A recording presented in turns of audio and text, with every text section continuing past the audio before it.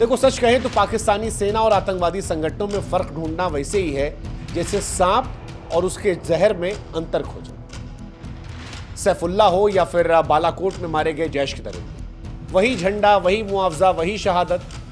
ऐसा लगता है कि पाकिस्तानी फौज और आईएसआई, इनके एचआर डिपार्टमेंट है, यही आतंकवादियों को ट्रेनिंग देते, मिशन तय करते।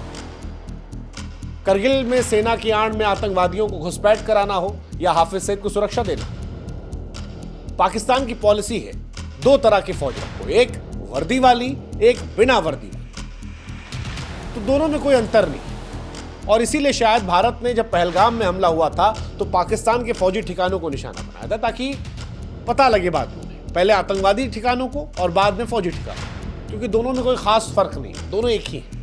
सैफुल्ला का ताबूत हो या बालाकोट के आतंकी, पाकिस्तान जब झंडे में लपेटता है, शहीद कहता है, परिवारों को मुआवजा देता है, तो आप क्या फर्क बताओगे इन दोनों? कोई फर्क नहीं है। हाँ, एक को फौजी कह सकते हैं, पाकिस्तानी फौजी कहते हैं, एक को वो मुजाहिदीन कह देते हैं। हाफिज सईद की रैलियां निकलती हैं, मसूद अजहर को सरकारी सुरक्षा मिलती है, इन्हीं के यहाँ उसामा बिन लादेन मारा गया था। हकीकत यह है कि सेना और आतंकी एक ही मिशन पर, हिंदुस्तान के खिलाफ।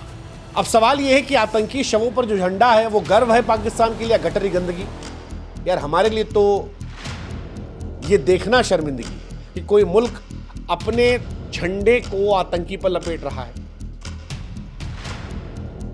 लेकिन जब पाकिस्तान लपेट रहा है तो बता रहा है कि दुनिया को कि उसकी आत्मा मर चुकी है। उनके जब अधिकारी शामिल हो रहे हैं तो बता रहे हैं कि वो आतंक को लीगलाइज कर रहे हैं, क्योंकि ऐसा हमने दुनिया में देखा है जब किसी सिपाही की, सैनिक की मौत होती है और ये दृश्य कहीं भी निकलता है तब उसके लिए सम्मान आता है। लेकिन आतंक का ऐसा सम्मान, किसी देश का झंडा आतंकी को लपेटा जा रहा है, उसे पाकिस्तान क्यों कह दो, आतंकिस्तान कह दो। ये झंडा एक प्रतीक बन चुका है कि आतंकवाद को पाकिस्तान की स्वीकृति है। सैफुल्ला जैसे हत्यारे को जो झंडे में लपेटा जा रहा है तो वो पाकिस्तान के नायक है, क्योंकि नायकों को लपेटा जाता है। हिंदुस्तान में आपने कई आदमी को देखा है झंडा में लपेटा, या तो कोई फौजी होता है उसे लपेटा आता है, या कोई बहुत बड़ा आदमी जिसने समाज के लिए कुछ बहुत बड़ा काम किया, उसे तिरंगे हम लपेटते। इनके यहां उनको लपेटा आता है कि हमने हिंदुस्तान में 3 बम फोड़े थे, हमने 4 घुसपैठ की थी, हमने करगिल में 2 मुजाहिदीन डाले थे, अब हिंदुस्तान ने हमको ठोक दिया तो इनको झंडा लगवा दो। और हैरानी की बात यह भी कि सैफुल्ला के जनाजे में भी सवाल उठाया कि क्या लश्कर और आईएसआई के लोग थे। ये सवाल बड़ा इंपॉर्टेंट है, हालांकि आईएसआई के बिना तो यहां कुछ होता ही नहीं है।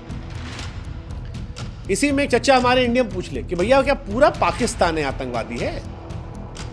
नहीं, पूरा पाकिस्तान तो नहीं, लेकिन पाकिस्तान की सेना, सरकार और उसकी नीतियां आतंक की जरूर है। हम पाकिस्तान के आम लोगों को दोष नहीं देंगे, लेकिन यह भी सवाल जरूर पूछेंगे कि जब मस्जिदों से आतंकवादियों के लिए दुआएं मांगी जाती हैं, रैलियों में हाफिज सईद को गाजी कहकर नारे लगाए जाते हैं, तब वहां के लोग जो खामोश हैं वो भी अपराधी हैं। मतलब उनके लोगों को भी सवाल पूछना चाहिए कि यार, तुम्हारे मुल्क में ओसामा बिन लादेन मिला और वहीं वो रह रहा था, मजे से रह रहा था, और ओसामा बिन लादेन की जो वेब सीरीज बनी है अभी, उसमें दिखाया गया कि ओसामा ही नहीं, उसके अलावा भी जितने उसके चंगू, मंगू, पंगू, टंगू, निंगू, वो सब वहीं थे। अमेरिका ने एक को वहीं जाके ठोका। वो सब पहले अफगानिस्तान में थे, जब वहां पे अमेरिका ने ठोका तो भाग के छिपके पाकिस्तान में आ गए, और बिना पाकिस्तान की फौज के सपोर्ट के सरहद में घुसना पॉसिबल नहीं था। तो संरक्षण तो सबको दिया गया है, और ये कोई संयोग नहीं है, क्लियर है, पाकिस्तान की सुनियोजित आतंक नीति का सबूत। कई बार पाकिस्तानी नागरिक आतंकवाद को लेकर कहते हैं इंडिया से कि यार आप लोग बहुत ब्लेम करते हो, लेकिन कैसे ना ब्लेम करें, कैसे ना ब्लेम करें यार? तुम्हारे यहां आतंकवादी को झंडे में लपेटा जा रहा है, और ये पहली बार नहीं। मसूद अजहर को तुमने 14 करोड़ रुपए दे दिया, आतंकियों को शहीद कह रहे हो। भारत में जो हमला करवाता उसकी रैली में हजारों लोग जाके भीड़ में गाजी गाजी गाजी करते हो। अरे अपने झंडे की ना सही यार, किसी भी मुल्क के झंडे की इज्जत होती है, आतंक का प्रतीक बना दियो और जनता चुप है, फिर कहते हो हिंदुस्तान कर रहा है। हालांकि पाकिस्तान से कोई उम्मीद नहीं हमको, लेकिन दुनिया से सवाल है कि जब पाकिस्तान का आतंकवादी चेहरा बार बार बेनकाब हुआ है तो दुनिया क्यों चुप है? क्या सबूत चाहिए दुनिया? ओसामा बिन लादेन की एबटाबाद में मौजूदगी, सैफुल्लाह के जनाजे पर झंडा, मसूद अजहर को पहले करोड़ों की फंडिंग, उसके लिए मस्जिद बनवाना, फिर जब उसका परिवार और उसके आतंकवादी एक्सपोज हुए तब 14 करोड़ रुपया देना, हाफिज सईद को पालना पोसना। पाकिस्तान क्या चाहता है और दुनिया कब तक इसे स्ट्रेटेजिक अलायंस का नाम देगी?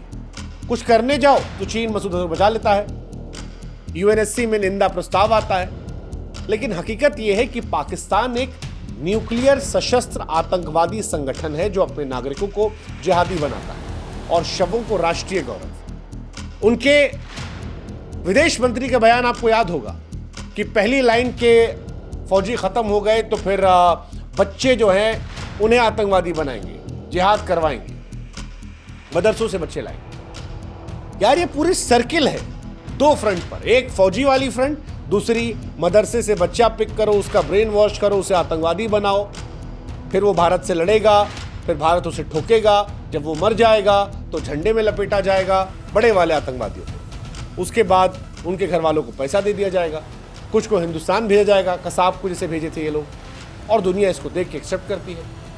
बट अब जब पाकिस्तान ने खुल कर ये दिखा दिया कि शवों को झंडे में लपेटा जा रहा है, फिर दुनिया को क्या चाहिए?